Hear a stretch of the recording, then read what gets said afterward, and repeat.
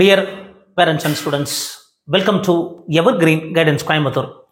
Tamil Nadu MBBS BDS counselling ப்ராசஸில் round 3 ரிசல்ட்டை எதிர்பார்த்துட்டு இருக்கிறோம். இந்த ரிசல்ட் இன்னைக்கு கண்டிப்பாக வந்துடும். இந்த ரிசல்ட் வரக்கு முறை நமக்கு கிடைக்குமா கிடைக்காதா, கவர்மெண்ட் கோட்டா மேனேஜ்மெண்ட் கோட்டா அப்படிங்கிற ஆர்வம் பெற்றோர்களுக்கும் குழந்தைகளுக்கும் இருக்கும். ரவுண்ட் 3 இந்த வருஷம் நிறைய சீட்ஸ் இன்க்ரீஸ் ஆயிருக்கு. அது ப்ரைவேட் மெடிக்கல் காலேஜில் சீட்ஸ் இன்க்ரீஸ் ஆயிருக்கு. அதே நேரத்தில் கவர்மெண்ட் மெடிக்கல் காலேஜ்லையும் இடங்கள் 120 இடங்கள் வந்தது. ஆல் இண்டியா கோட்டாவில் இடங்கள் மாணவர்கள் எடுத்து போனதுனால நமக்கு ஒரு கணிசமான இடங்கள் வந்தது. ப்ரைவேட் யூனிவர்சிட்டி ஒரு கல்லூரி புதுசாக வந்தது.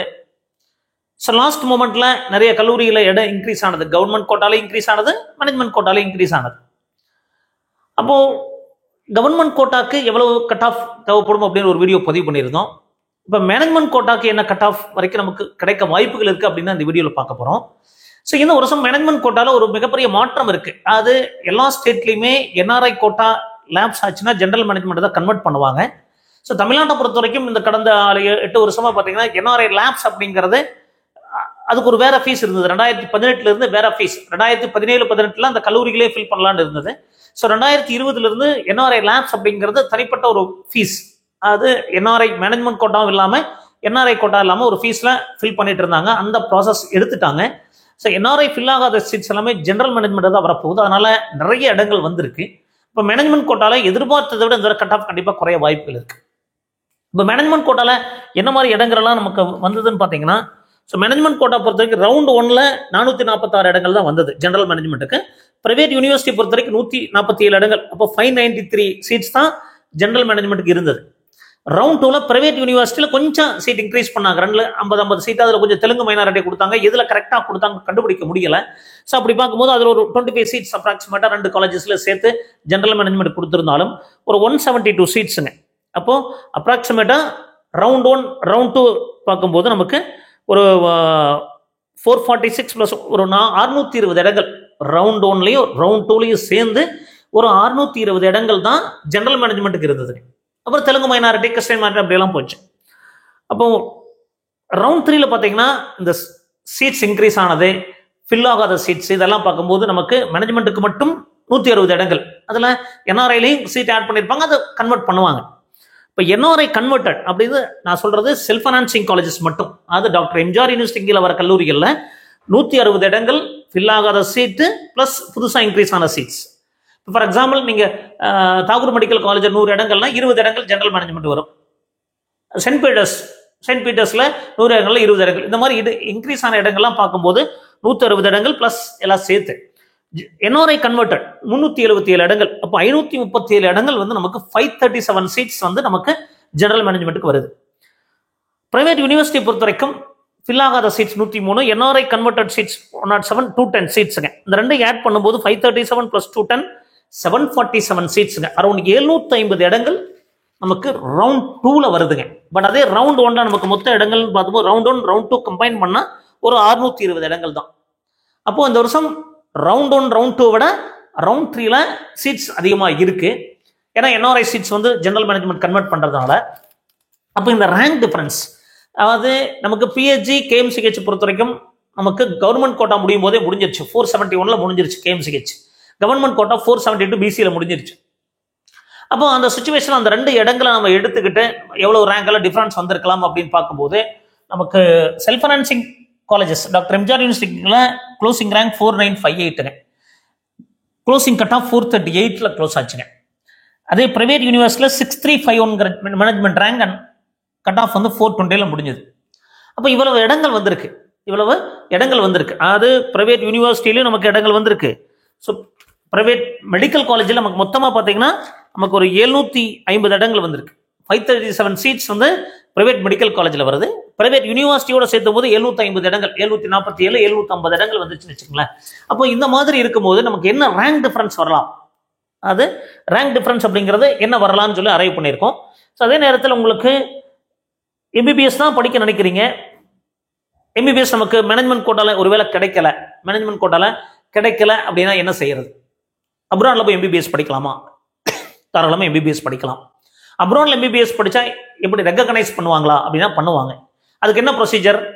ஃபாரின் மெடிக்கல் கிராஜுவேட் எக்ஸாமினேஷன் எழுதணும், FMGA எக்ஸாமினேஷன் எழுதணும். அது கஷ்டமா?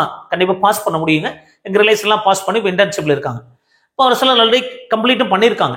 அப்போ அந்த ஃபாரினில் படித்து கவர்மெண்ட்டில் கூட டாக்டராக இருக்கிறாங்க. அப்போ ஃபாரினில் போய் MBBS படிக்கலாம், எந்த மாதிரி கண்ட்ரியில் படிக்கலாம்னு உங்களுக்கு சந்தேகம் வரும். MBBS ஃபாரினில் போய் படிக்கலாமா, அது ரெகக்னைஸ் பண்ணுவாங்களா அப்படிங்கிற சந்தேகம் வரும். ஸோ இந்த மாதிரி சந்தேகம் இருந்ததுன்னா உங்களுக்கு MBBS அட்மிஷன் அப்ராடில் வேணுங்கிற கைடன்ஸ் தேவைப்பட்டால் தாராளமாக எங்களை காண்டாக்ட் பண்ணுங்கள். 9363443685 அப்படிங்கிற நம்பருக்கு நீங்கள் வாட்ஸ்அப் பண்ணுங்கள். சார் இவனுக்கு அப்ராடில் படிக்கிற MBBS டவுட் இருக்கு, ஸோ அதனால கைடன்ஸ் கிடைக்குமானா தாராளமாக வழிமுறைகள் சொல்கிறோம். ஸோ அது தகுந்த மாதிரி நீங்கள் ப்ரொசீட் பண்ணிக்கலாம். ஸோ அந்த மாதிரி சந்தேகம் இருந்தால் தாராளமாக காண்டாக்ட் பண்ணுங்கள், வாட்ஸ்அப் பண்ணுங்கள். 9363443685 நம்பருக்கு வாட்ஸ்அப் பண்ணுங்கள். கண்டிப்பாக உங்களுக்கு அதுக்கான தேவையான வழிமுறைகள் சொல்கிறோம். அப்போது என்ன ரேங்க் டிஃபரன்ஸ், அது செல்ஃப் ஃபைனான்சிங் காலேஜஸுக்கு நமக்கு 4958 ரேங்க் வரைக்கும் க்ளோஸ் ஆயிடுச்சு. இப்போ எவ்வளோ ரேங்க் வரைக்கும் வரலாம்னா 3200 ரேங்க் வந்து மாற்றங்கள் வரக்கு வாய்ப்புகள் இருக்குதுங்க. பிரைவேட் யூனிவர்சிட்டி பொறுத்த வரைக்கும் ஒரு 6000 ரேங்க் வரைக்கும் நமக்கு சேஞ்சஸ் இருக்க வாய்ப்பு இருக்கு அப்ராக்சிமேட்டா.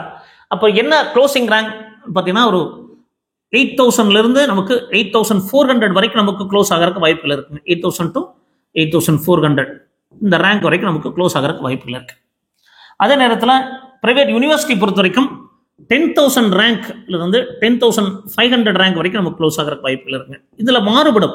ஸோ எதனால் மாறுபடும்?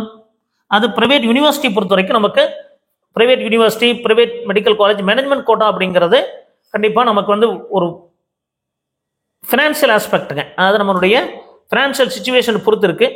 ஸோ அந்த ஃபினான்ஷியல் சுச்சுவேஷனை பொறுத்து நமக்கு மாறுபடும். ஃபினான்ஷியல் சுச்சுவேஷனை பொறுத்து நமக்கு மாறுபடும். உறுதியாக நம்ம இந்த ரேங்க்லேயே கிடைக்குமா, இந்த ரேங்க் தான் க்ளோஸ் ஆகுமானா மாறுபடும். ஏன்னா குடும்ப பொருளாதார சூழ்நிலைகள் அப்படிங்கிறது ஒரு மாற்றத்தை உருவாக்குங்க. அது நமக்கு அவ்வளோ ஃபீஸ் கட்ட முடியுமா? ஏன்னா கவர்மெண்ட் கோட்டாலே 14 லட்சம் வருது.